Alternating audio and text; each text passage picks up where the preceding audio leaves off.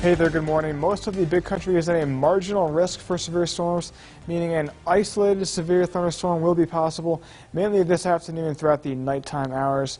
We are looking at clouds in the morning, but some pretty good sun in the afternoon. There will be a few breaks, and then as we head into the evening, we do see some storms developing off to the west, forming a line moving east across the area.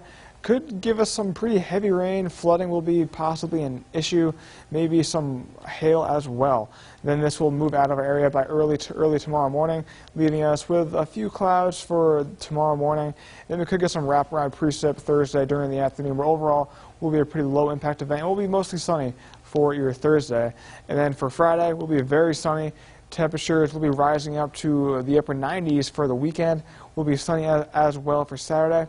But then for Sunday, a cold front does look to come through, giving us the chance for some more rain showers and possible thunderstorms.